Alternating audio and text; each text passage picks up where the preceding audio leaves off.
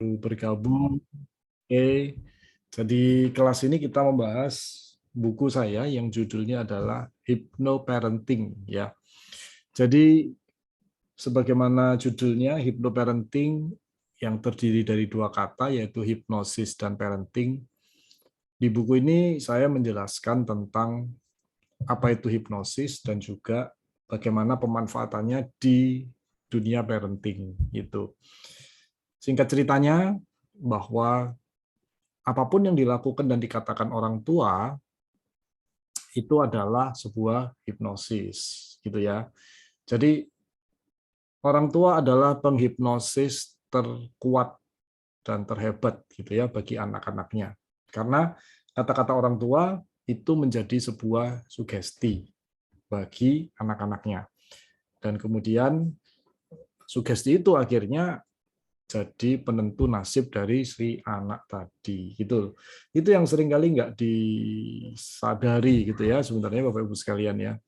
Nah, biasanya nih kalau orang tua mendengarkan kata hipnosis itu sudah kayaknya antipati gitu ya, apalagi dihubung-hubungkan dengan magic lah, klinik lah gitu ya. Itu sudah mulai kayak waduh, jangan-jangan hipnosis ini melanggar agama ya kayaknya ya gitu.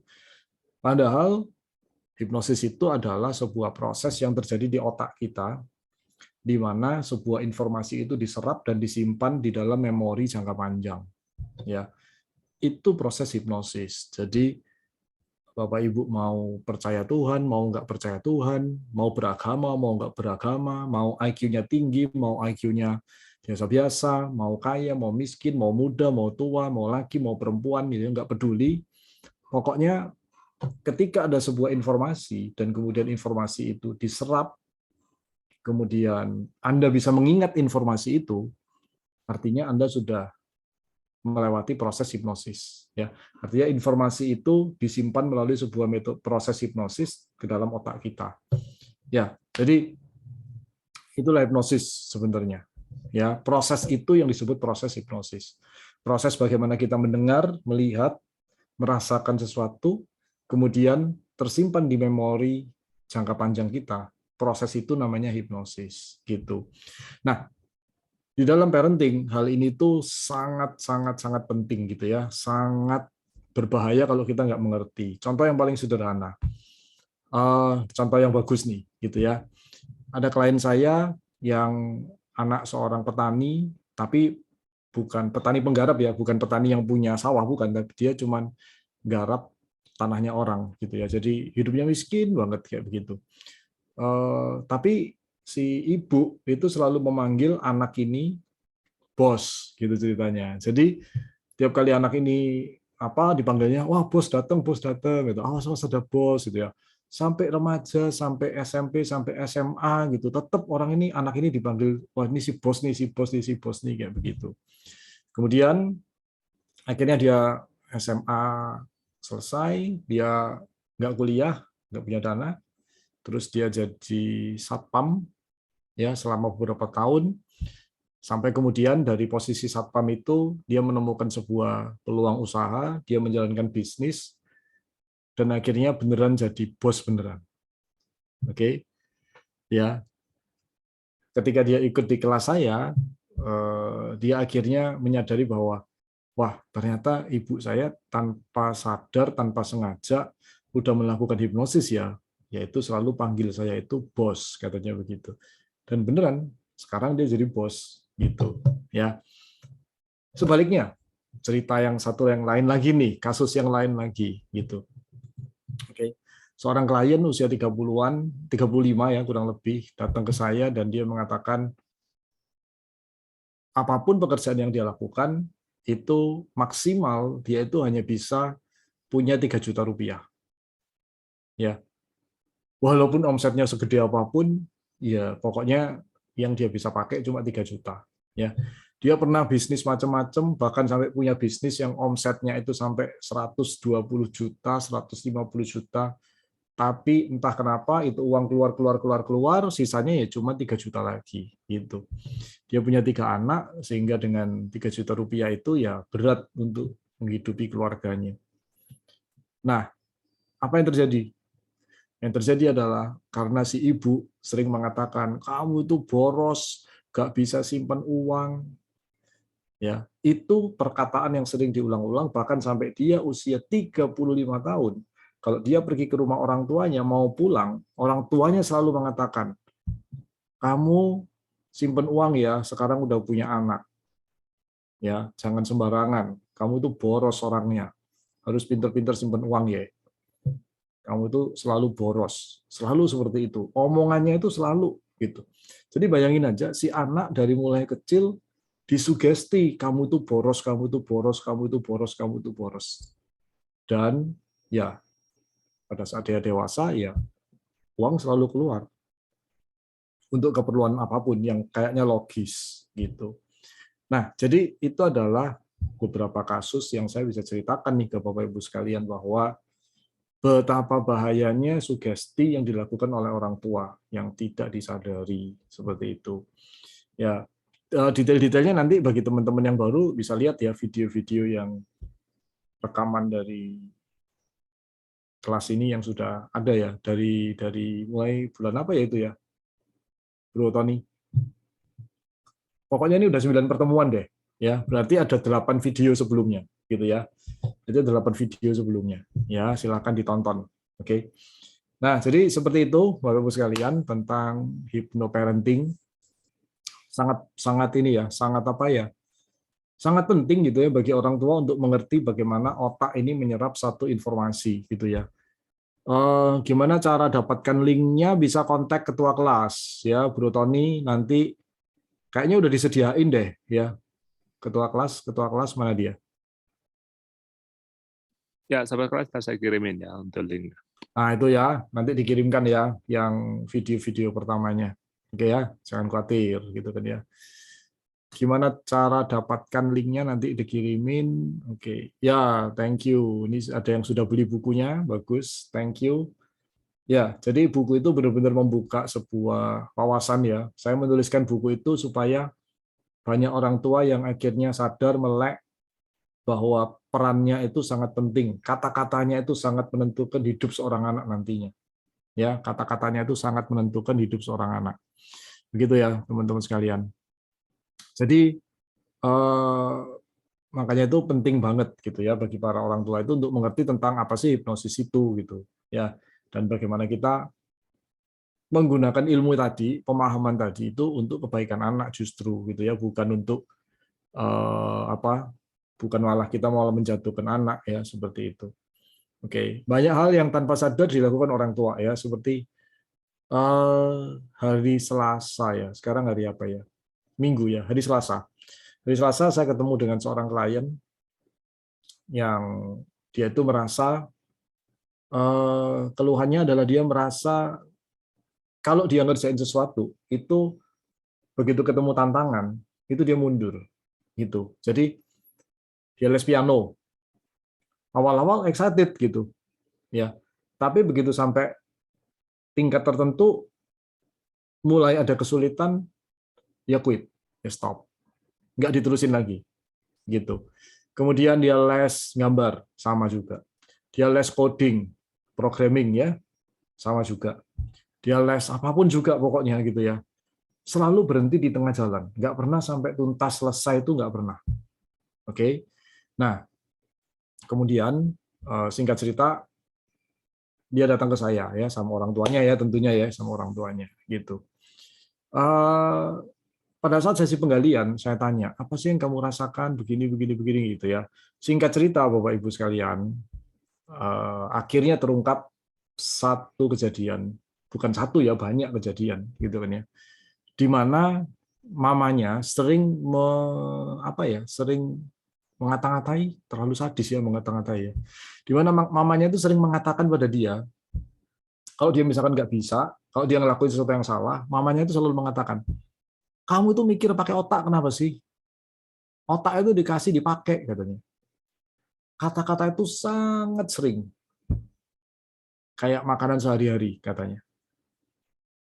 Ya, otak itu dipakai katanya gitu. Terus nanti kalau mamanya nunjuk sesuatu dia nggak salah ngambil gitu kan ya. Kamu lihat ini tangannya mama nunjuk kemana gitu. pakai dong mata kamu, pakai dong otak kamu itu. Itu sering banget gitu.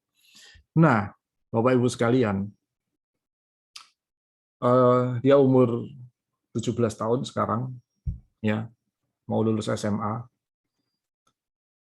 Keluhan yang tadi dia rasakan, yang setiap belajar ada tantangan, ada kesulitan, stop, ada tantangan, ada kesulitan, stop. Saya tanya, apa sih yang kamu rasakan? Gitu. Ya, ternyata itu Bapak Ibu sekalian, kata-kata mamanya itu membuat dia punya persepsi bahwa aku nggak berguna, aku nggak cukup bagus, oke, aku nggak punya kemampuan. Itu nempel di otak dia sampai hari ini. Dan itulah yang membuat dia ketemu kesulitan, langsung mikirnya adalah, kayaknya aku nggak bisa deh, udah quit. Ketemu kesulitan, kayaknya aku nggak bisa deh, quit. Oke,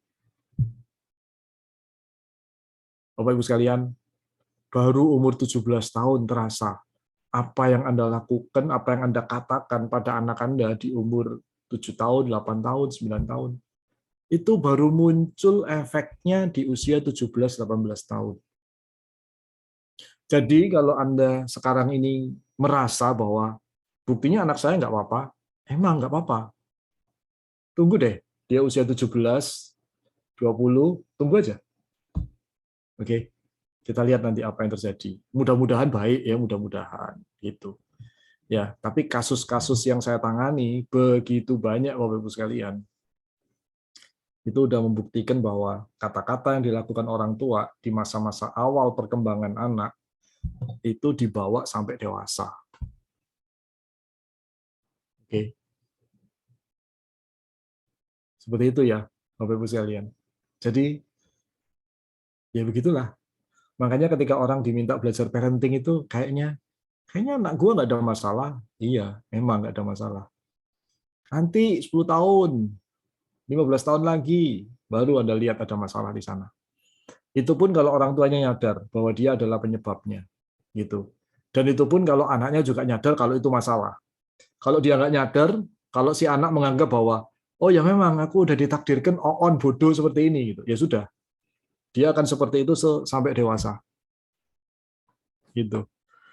Jadi begitulah Bapak Ibu sekalian, tentang hipnosis, tentang sugesti yang sangat berbahaya. Ingat, kata-kata orang tua itu doa.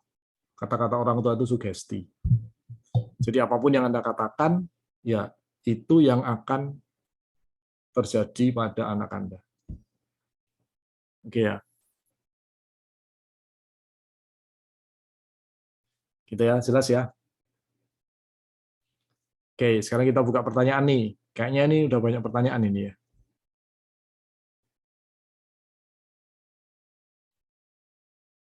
Link video udah dikasih ya Bapak Ibu sekalian. Tadi siapa yang nanya? Link video udah dikasih tuh di chat box. Buku juga ada linknya.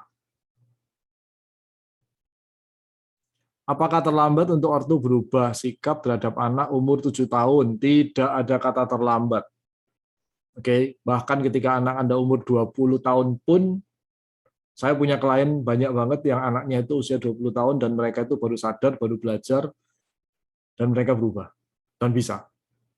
Ya, apalagi ini anaknya baru umur 7 tahun, itu nggak ada kata terlambat. Masih sangat bisa. Kalau anak sudah dewasa, apakah masih ada pengaruh hypnoparenting? Masih banget. Ya, sangat. Ya, orang tua masih bisa buat sesuatu perubahan di sana. Oke, saya ada peserta usianya itu 60 tahun lebih, anaknya udah 25 tahun, ya, anaknya sudah ada yang menikah, gitu ya, dan dia baru ikut kelas saya, dan dia baru sadar, waduh, Pak Ari, saya itu banyak buat kesalahan sama anak saya.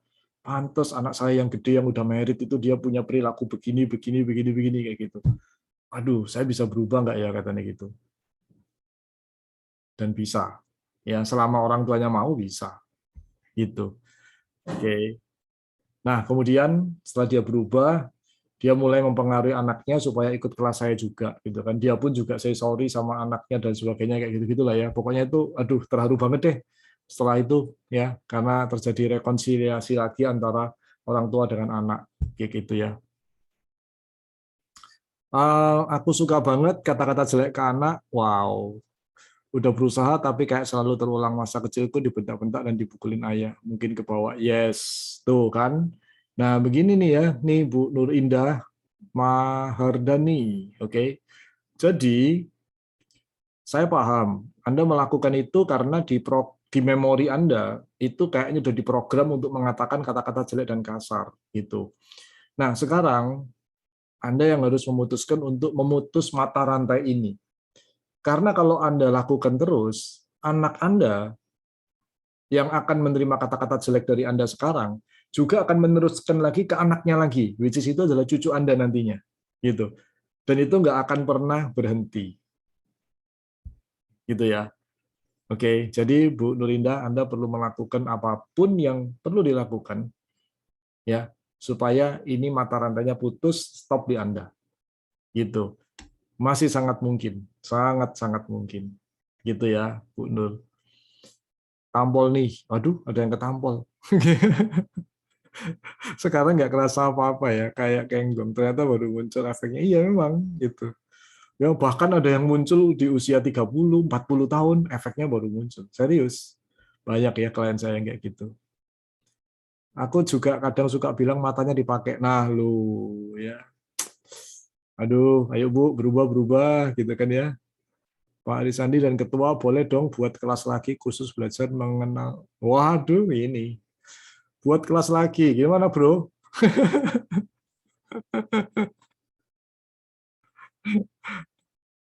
Oke, kata-kata orang tua itu doa, iya betul banget ya. Oke, so untuk anak yang udah 20 tahun bagaimana cara mengubahnya?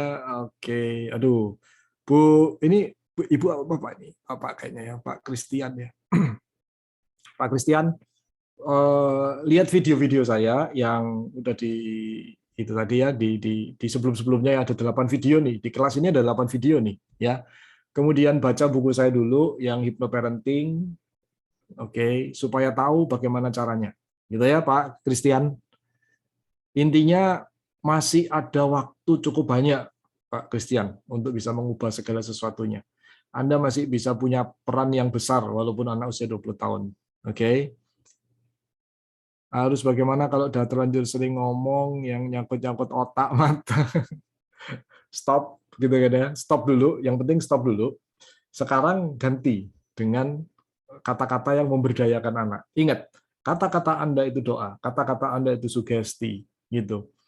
Kata-kata orang tua itu seperti pisau yang panas yang diiriskan ke margarin, gitu ya.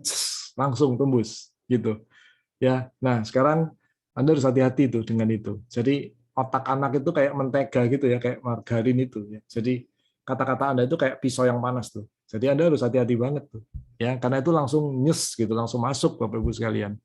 Ya.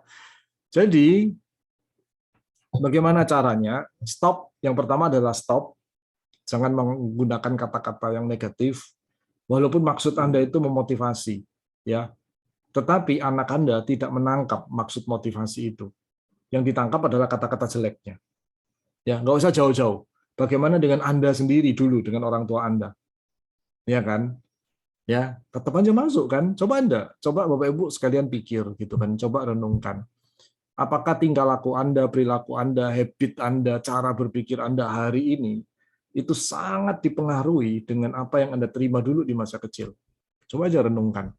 Seperti itulah yang akan terjadi sama anak Anda nantinya, gitu. Jadi kalau Anda mau mengubah gitu kan ya, ya Anda yang perlu berubah gitu, supaya nanti anak Anda jadi lebih baik lagi, gitu ya. Oke,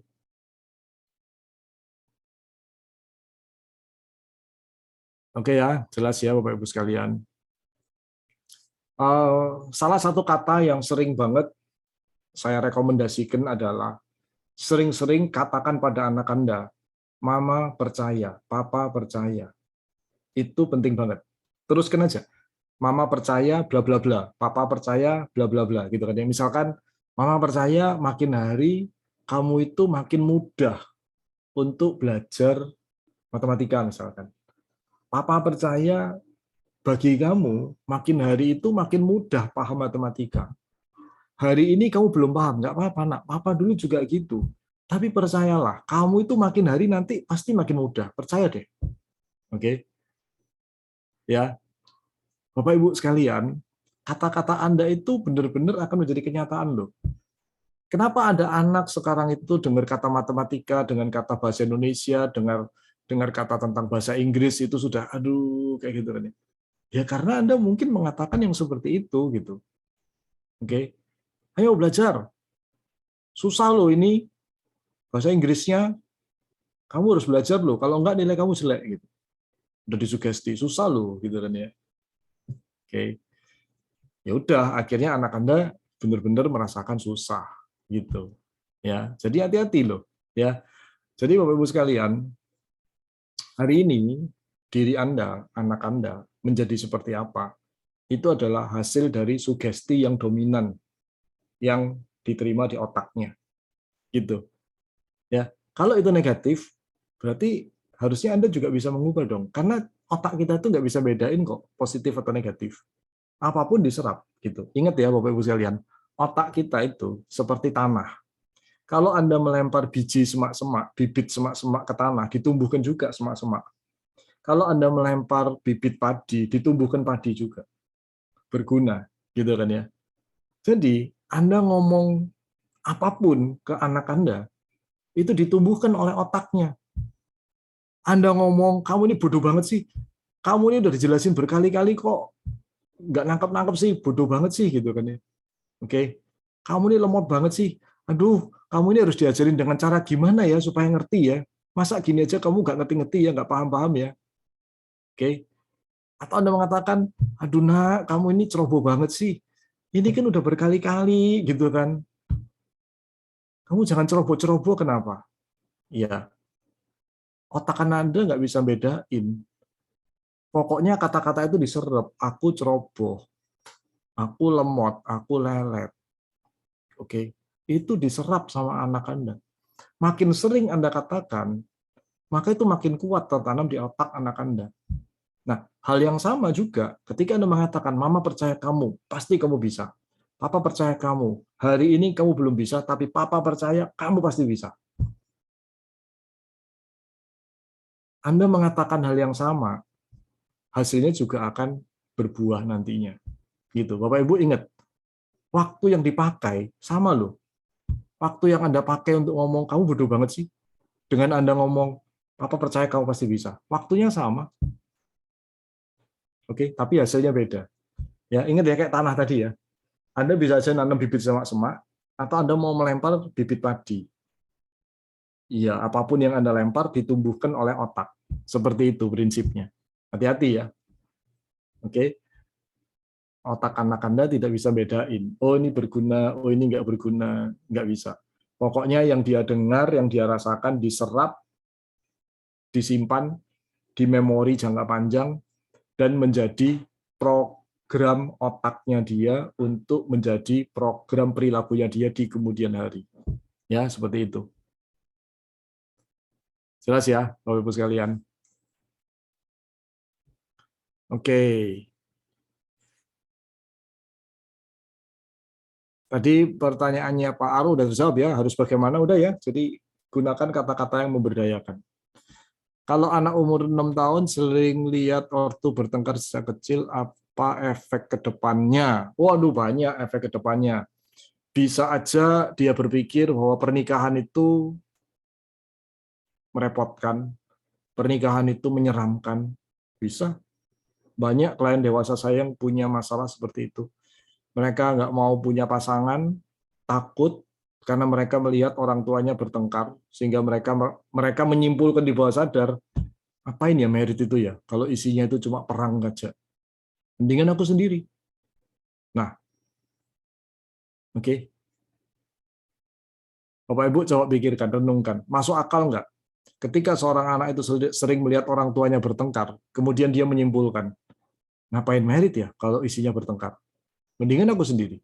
Masuk akal nggak kalau dia berpikir dan mengambil kesimpulan seperti itu? Dan ketika itu jadi program hidupnya, ya sudah. Itu yang akan terjadi. Jelas? Jelas ya, jelas ya. Itu salah satu yang kelihatan gitu ya, bisa yang kayak begitu. Atau kalaupun dia menikah, nanti kemungkinan besar dia akan mengulangi pertengkaran yang sama gitu dengan pasangannya. Dia akan mengulangi drama yang sama dari orang tuanya. Drama itu diulang lagi.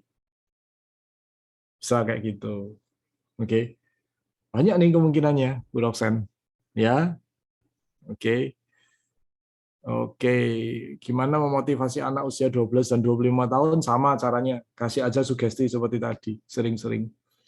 Gimana cara kontrol emosi karena selalu gagal kalau lagi emosi? Oke, Bu Fani, Anda perlu tahu dan mengenali diri Anda, apa yang menjadi penyebab dari munculnya emosi Anda.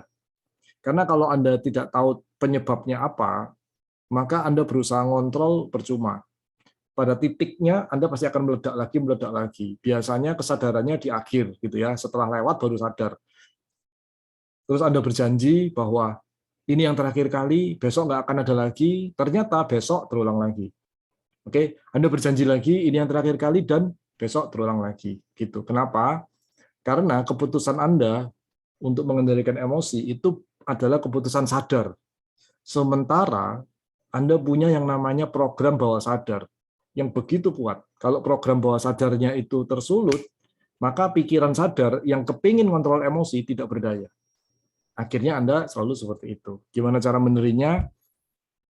Anda baca buku saya yang Hypnoparenting supaya Anda mengenali, tahu apa yang terjadi pada Anda. Karena dengan Anda mengenali dan tahu, maka kemungkinan besar Anda bisa menyetop, memberhentikan itu. Kalau Anda mengenali itu apa? Oh, ini karena aku sebenarnya ini toh gitu. Oke, next time kalau gitu ada kejadian ini, aku nggak perlu merasa itu deh gitu. Nah itu, Anda akan punya sebuah pemaknaan baru terhadap sebuah kejadian yang memicu Anda, gitu ya. Oke, jelas ya. Kalau masih nggak bisa, berarti Anda butuh bantuan profesional. Anda butuh bantuan hipnoterapis, gitu ya, untuk membereskan masalah yang ada di bawah sadar Anda. Oke? Gimana caranya kontak hipnoterapis? Anda kontak ketua kelas, ya, Mr. Tony di sini, ya, silakan. Oke.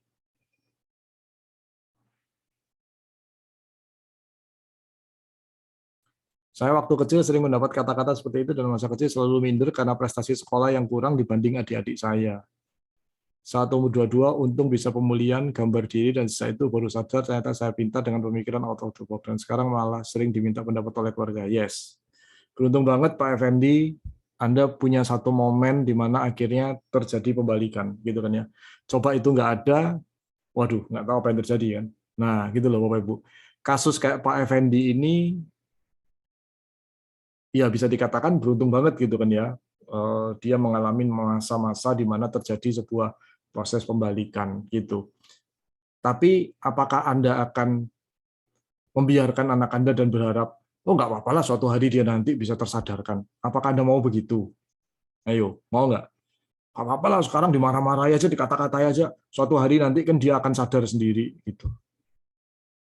Kayaknya itu kayak gimana gitu ya rasanya ya. Oke, kayak Sean anaknya Ahok mungkin ya jadi trauma. Iya, gitulah. Oke. Oke ya, Pak, bagaimana dengan orang dewasa yang selalu merasa dirinya pintar dan selalu merendahkan orang lain? Sama, ini juga hasil dari pola asuh masa kecil gitu ya. Mungkin dia dulu sering direndahkan oleh orang tuanya, sering dikritik gitu ya, sehingga akhirnya dia juga mengulang hal yang sama gitu. Ketika dia dewasa, dia mengulang hal yang sama. Oh, dulu aku diginiin, sekarang aku beginiin. Karena dia belajarnya begitu. Kan dia taunya cara itu. Caranya adalah cara merendahkan, caranya adalah mengkritik.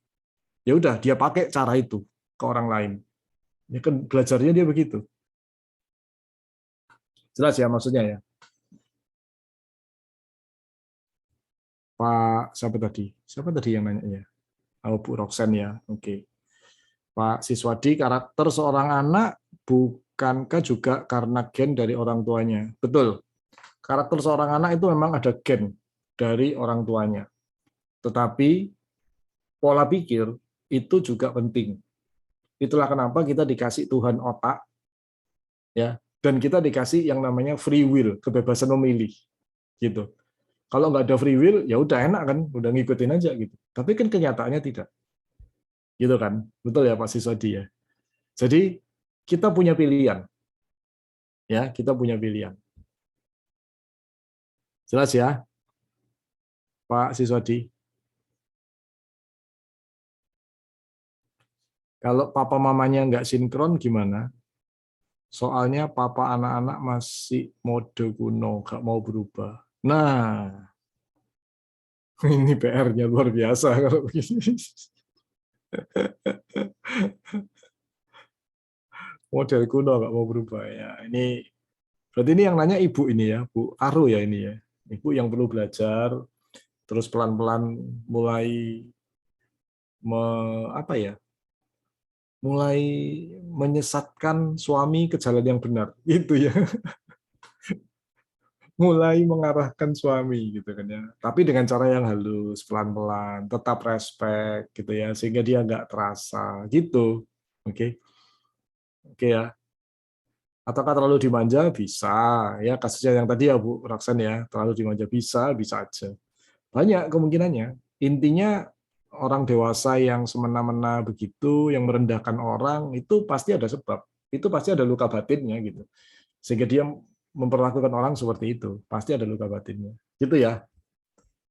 Oke. Dipuji berlebihan bisa. Bisa Bu Roxanne.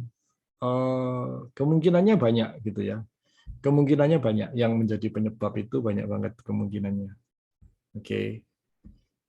Dalam nanti kalau kita bicara itu udah lumayan dalam. Tapi intinya apapun yang terjadi pada orang dewasa itu adalah hasil dari pengkondisian saat anak-anak.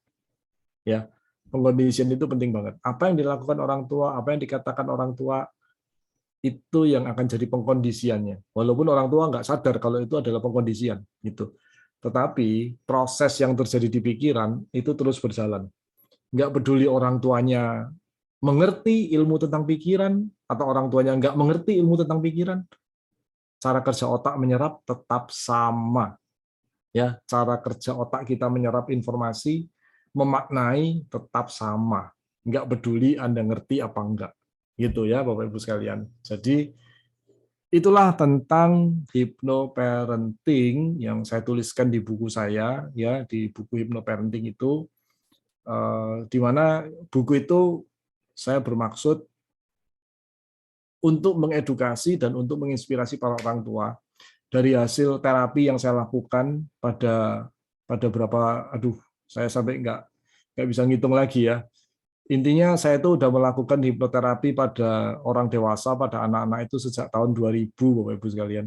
Sejak tahun 2000 sampai hari ini saya masih tetap melakukan hipnoterapi pada orang dewasa, pada anak-anak, membantu mereka lepas dari berbagai macam problem, apapun problemnya gitu ya. Sehingga saya rasa pengalaman saya di ruang terapi itu kayaknya perlu dituliskan supaya banyak orang tua itu bisa belajar dan tidak mengulangi kesalahan yang sama yang dilakukan oleh klien-klien saya. Tujuannya itu, Bapak Ibu sekalian. Jadi kita belajar dari kesalahan-kesalahannya orang lain. Ya, kita belajar dari sana, kita improve diri kita improve keluarga kita gitu, sehingga kita bisa jadi lebih baik lagi gitu. Karena pikiran manusia itu luar biasa banget, Bapak Ibu sekalian. Ya, Anda perlu belajar banyak deh tentang pikiran gitu kan ya, supaya tahu apa sih yang kita itu perlu lakukan gitu. Dan supaya ketika kita punya masalah, kita jadi tahu, oh ini toh penyebabnya, oh ini toh problemnya gitu. Oke. Kemarin, baru aja kemarin ada calon klien, calon ya. Kami baru aja ngobrol untuk pemetaan masalah gitu ceritanya ya, gitu. Jadi klien ini itu divorce, dia seorang ibu gitu ya, dia seorang ibu, dia divorce, Dia seorang wanita karir, dia punya bisnis yang maju gitu. Tetapi terakhir-terakhir dia merasakan kayak overwhelmed gitu ya, kayak bingung semuanya, eh, banyak hal yang membuat dia itu pusing gitu ya, sampai insomnia, sampai nggak bisa tidur gitu kan ya. Banyak banget yang berkecamuk di pikirannya. Banyak banget hal-hal yang dia harus handle, hal-hal yang dia harus tangani. Kayak gitu Bapak-Ibu sekalian. Itu keluhannya gitu ya di awal. Kemudian ketika ketemu, saya mulai memetakan masalahnya. Kenapa sih kok orang ini tuh merasa overwhelmed gitu ya, merasa itu bingung banget. Kayaknya tuh banyak banget yang saya harus kerjain Pak, dan waktu saya kayaknya nggak cukup katanya gitu. Makin besar bisnis saya jadinya makin banyak gitu yang harus dilakuin gitu. Saya cuma mikir harus sampai kapan ya kayak begini gitu kan ya. Karena kalau saya berhenti nggak mungkin dong, pasti bisnisnya juga mandek dong. Sementara kompetitor kan terus bermunculan kata dia kayak begitu. Jadi ya saya harus lebih besar, nggak ada pilihan lain gitu. Kalau saya cukup puas dengan apa yang saya dapatkan sekarang, ya berarti saya kalah gitu. Berarti saya menyerah, berarti saya akan terkubur karena kompetitor terus maju, terus maju, terus maju. Ya pada satu titik itu akan menenggelamkan saya katanya. Jadi saya nggak punya pilihan, saya harus tetap maju. Tapi kalau tetap maju, saya tuh merasa capek banget karena udah sekian sekian belas tahun gitu kan ya dia jadi single parents gitu ya, single mom. Dia merasa kecapean luar biasa kayak gitu. Nah, ketika pemetaan masalah Bapak-Ibu sekalian, apa yang terjadi gitu ya. Dia ada cerita gitu kan ya bahwa yang sering menghambat dia adalah kalau dia sudah dipercaya untuk menghandle satu bisnis, maka dia itu punya rasa tanggung jawab yang sangat besar, bahkan terlalu bertanggung jawab, sampai membuat dia nggak bisa tidur. Karena dia tidak ingin mengecewakan orang yang memberikan bisnis kepada dia. Bapak Ibu, di satu sisi itu bagus. Oke. Tetapi ketika Anda kepingin berhasil sukses dengan dasar tidak ingin mengecewakan, maka Anda sudah bergerak dengan emosi negatif. Dan ketika Anda bergerak dengan emosi negatif, tubuh Anda pasti akan kena dampaknya. Ya, dia cerita begitu, saya langsung ngomong, Ibu ada sakit mah nggak? Oh iya, parah kata dia gitu. Ya sudah, itu dampaknya gitu. Saya udah langsung connect. Oh kalau dia begini, pasti badannya akan begini nih gitu. Oke, kalau nanti emosinya apalagi kayak gitu ya. Terus kemudian yang pertama sakit mah. Saya udah tanya, Ibu ada sakit mah? Iya, bener gitu kan. Yang kedua, dari kasusnya dia Bapak Ibu sekalian, saya langsung menduga dia punya satu sakit lagi gitu kan, dan saya tanya lagi, Ibu sering sakit ya di pundak di leher sini, sering kaku ya. Wah, itu mah udah belasan tahun, Pak. Dipijet, diapain nggak bisa hilang. Nah, langsung ketahuan kan gitu. Kemudian yang ketiga kali saya nanya lagi, itu kan baru pertama kali ketemu Bapak Ibu sama saya. Saya nanya, Ibu anak pertama ya? Iya, kok Pak Haris tahu sih katanya gitu. Oke, Bapak Ibu sekalian, dari mana saya tahu? Cenayang, bukan Bapak Ibu. Ini tuh pattern, ini tuh pola gitu. Saya ketemu dengan orang dewasa yang udah punya problemnya dia ini gitu. Dan saya tahu hukum sebab akibat. Problem ini akibat Bapak Ibu. Sebabnya udah pasti. Jadi masalah ini Bapak Ibu sekalian, ini tuh kayak matematika, 1 tambah 1 2. 2 itu 1 tambah 1 gitu loh. Ya, 3 itu bisa jadi 1 tambah 2 atau 2 tambah 1. Udah kemungkinan cuma itu doang. Itu loh Bapak Ibu sekalian, paham ya? Nah, kemudian saya langsung tanya lagi sama dia. Oke, bentar Bu, saya mau nanya lagi. Apa kata-kata atau sugesti dari orang tua yang sering diberikan sama ibu terkait dengan ibu sebagai anak pertama? Papa saya sering ngomong, Papa berharap kamu itu cowok katanya. Oke. Nah, Bapak Ibu sekalian, dia adalah seorang wanita, adiknya cowok semua. Oke. Dan dia itu jadi punya tanggung jawab besar banget. Apalagi papanya mengatakan, papa berharap kamu cowok. Oke. Itu membuat rasa tanggung jawabnya begitu besarnya. Sampai dia terbeban. Gitu. Oke. Bayangkan, sugesti orang tua begitu kuat, begitu powerful. Sampai membuat orang ini jadi terbeban terus sampai dewasa. Oke. Dahsyat banget nggak Bapak Ibu pengaruhnya? Ya. Wah, itu dampaknya banyak Bapak Ibu sekalian. Sampai ke area keuangan, sampai kemana-kemana, dampaknya banyak banget. Oke. Karena dia terlalu bertanggung jawab, uangnya nggak pernah ngumpul. Ada orang kesulitan, kasih uang, kasih uang, kasih uang, kasih uang, seperti itu. Oke. At the end of the day, dia menyadari, uang saya kemana aja ya? Nah, gitu ceritanya. Gara-gara satu sugesti dari orang tua, ya, akhirnya seorang anak tumbuh dewasa menjadi seperti itu. Oke. So, sampai sini jelas ya Bapak Ibu sekalian, betapa pentingnya kita sebagai orang tua itu mengerti dan paham tentang hal ini gitu. Supaya kita itu bisa mengeluarkan potensi terbaik dari anak kita. Oke. Jadi, kasus klien saya tadi, bukankah itu baik? Iya, di satu sisi itu bagus. Tetapi Bapak Ibu ingat, kelemahan itu adalah kekuatan yang terlalu dipakai berlebihan. Jadinya kelemahan. Akhirnya yang terjadi pada klien saya apa? Dia itu tidak bisa efektif dalam bekerja. Oke? Karena semua dia yang lakukan. Ntar ada apa yang lambat dikit, dia take over. Sini, saya kerjain aja gitu. Terus apa gunanya punya karyawan gitu kalau kayak begitu, betul nggak? Tapi dia nggak bisa tahan gitu. Ketika ada sesuatu yang nggak benar, salah yang dilakukan oleh karyawannya, dia langsung turun tangan, dia langsung handle. Udah di sini, saya kerjain. Nah, selesai gitu kan ya. Kasih tugas lagi karyawan, nggak selesai lagi, udah sini, saya beresin. Beres lagi. Sampai kapan gitu kan? Ya, sampai kapan terus? Oke. Terus bagaimana bisnis Anda bisa besar kalau semuanya tergantung sama Anda? Gitu ceritanya. Paham ya, Bapak Ibu sekalian? Jadi itu problem, itu klien terbaru ya gitu. Klien terbaru yang masih dalam proses penanganan. Oke ya, Bapak Ibu, malam ini dapat pembelajaran penting nggak sih dari cerita saya tadi?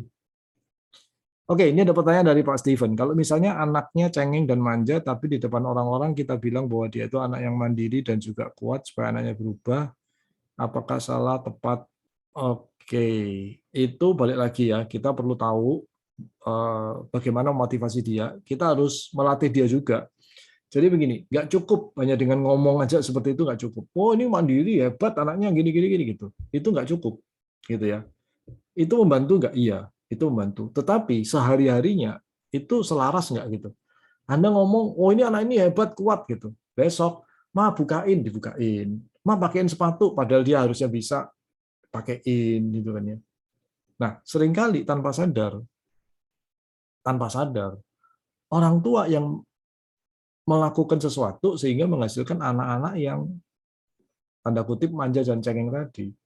Gitu. Jadi harus laras gitu tindakan kita. Oke. Anak kelas 4 SD sekolah bisa bawa tas sendiri, tasnya dibawain orang tuanya. Tapi orang tuanya berharap dia mandiri. Nah, gimana mandiri gitu? Anda nggak sinkron gitu kan? Yang Anda harapkan dengan yang Anda lakukan nggak sinkron gitu. Oke, anak kelas 4 SD Anda ajak keluar, terus anaknya mau pakai baju. Aku mau pakai baju ini mah gitu. Nggak usah jelek, baju yang ini aja. Ya udah akhirnya dia nurut. Anda tanya sama anak, "Nak, mau makan apa? Nasi goreng mah." Kan kemarin udah nasi goreng gitu loh. jangan makan nasi goreng lagi deh gitu. Ya udah deh, ayam goreng mah. Aduh, gorengan lagi. Yang lain kenapa, Nak? Udah terserah mama aja deh gitu. Nah, terus kemudian Anda berharap anak Anda mandiri, tapi tiap kali Anda tanya, selalu jawaban Anda yang Anda pakai, jawaban anak Anda mentahkan. Terus Anda sugesti dia, kamu percaya diri, kamu hebat, kamu bisa memutuskan. Ini nggak bisa. Karena yang Anda sugestikan dengan yang Anda lakukan nggak sinkron. Nah, jadi perlu sinkron gitu ya Pak Steven ya. Jadi nggak cukup, cuma sugesti saja nggak cukup. Perlakuan Anda juga harus menunjang sugesti Anda. Gitu loh. Jelas ya? Ketika perilaku Anda selaras dengan sugesti yang Anda berikan, itu jadinya cepat banget. Luar biasa. Gitu. Cukup jelas, Pak Steven? Oke ya.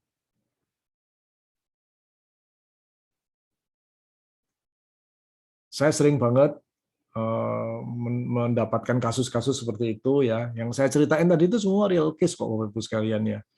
Orang tua datang ke saya, aduh Pak, gimana ya anak saya ini nggak punya inisiatif, ada tugas nggak selesai, nggak punya rasa takut, ulangan jelek nggak punya rasa takut, gitu kan. Terus pokoknya nggak punya inisiatif untuk memulai apa, melakukan apa gitu. Semua-muanya tanya ke saya, katanya gitu. Nah, saya tanya balik lah ke orang tuanya, emang apa yang Bapak Ibu lakukan sampai anaknya begitu gitu. Loh, selama ini kami berusaha motivasi gitu. Nah, ini yang terjadi. Motivasi doang. Nak, kamu harus mandiri gitu.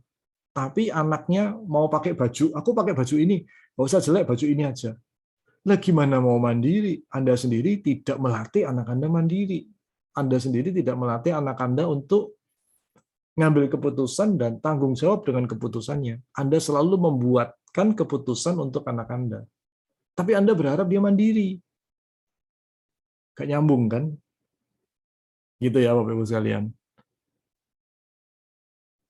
Oke.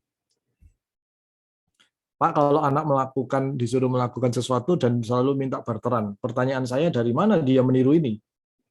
Ayo, ya Ibu Lena.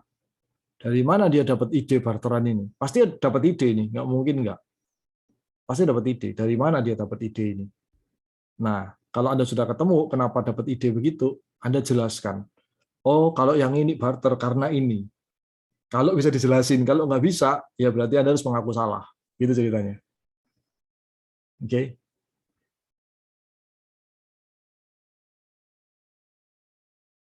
Kalau anak selalu menunda 5 menit, 10 menit, cek dulu ini dia niru siapa nih kayak begini.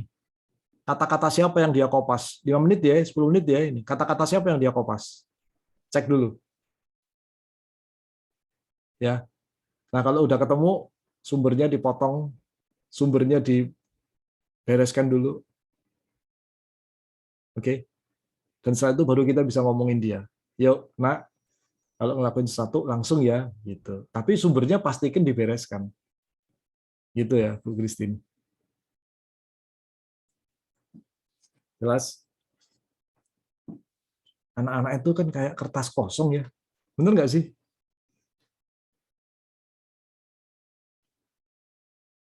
Anak-anak itu kan kayak kertas kosong.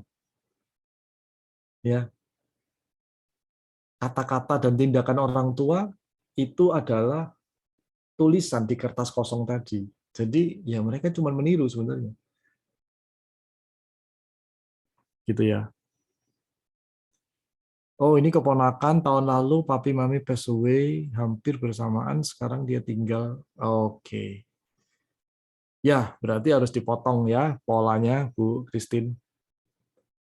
Oke, katakan saja, Nak, dia manggil ibu apa? Bibi berarti ya. Oke, Mama. Oh, dia manggil ibu Mama. Ya udah ngomong aja, Nak. Mama percaya kamu makin hari itu makin bisa spontan kalau mau ngerjain sesuatu. Gitu. Oke. Ya udah, sekarang kamu minta waktu berapa? 5 menit. Ya udah 5 menit ya. Besok 4 menit ya. Besoknya lagi Anda ngomong, "Wih, kamu berhasil loh 4 menit, keren." Gitu kan. besok 3 menit ya gitu. Udah lama-lama hilang gitu. Bertahap ya, Bu Christine. Dan setiap kali dia berhasil selalu kasih, "Wah, tuh kan kamu keren kan, kamu bisa kan langsung spontan. Emang kamu itu keren sih," gitu. Ya, terus aja disugesti begitu. Oke. Daripada Anda ngomong, "Kamu itu kenapa sih selalu nunda?" Nah, Anda mensugesti selalu nunda. Ya udah, dia selalu menjadi penunda sampai kapanpun nantinya. Gitu. Ingat loh, sugesti Anda itu penting banget ya Bapak Ibu sekalian. Itu ceritanya ya. Semoga malam ini mendatangkan pencerahan bagi Bapak Ibu sekalian. Semoga malam ini menguatkan Bapak Ibu sekalian untuk menjadi lebih baik gitu ya. Jadi orang tua, karena kalau Anda memang mengatakan bahwa saya akan melakukan apapun juga untuk anak-anak saya, ya inilah saatnya untuk melakukan apapun juga. Walaupun Anda merasakan ada tantangan di sana. Oke. Tapi kalau Anda tahu bahwa itu benar, yang Anda lakukan adalah yang benar, maka semua upaya Anda untuk melawan diri Anda sendiri, menghadapi diri Anda sendiri yang mungkin adalah hasil dari apa yang Anda terima dari orang tua Anda di masa lalu, ya, ketika Anda berani melawan itu, berani mengubah diri Anda, Bapak Ibu semuanya akan terbayarkan nantinya. Gitu. Saya kembalikan kepada Bro Tony. Silakan Bro. Ya, baik. Terima kasih Pak untuk sharingnya malam ini. Wah, ini chatnya masih pada berlanjut ya. Waktunya kurang. Ya, sahabat, sebentar kita akan coba range lagi dengan Pak Arisandi. Mungkin kita akan bahas topik-topik yang lebih menarik ya. Akan diinformasikan di grup ya. Nah, untuk sahabat kelas yang baru bergabung, belum terlambat untuk mengikuti karena sesi sebelumnya semua sudah terekam ya.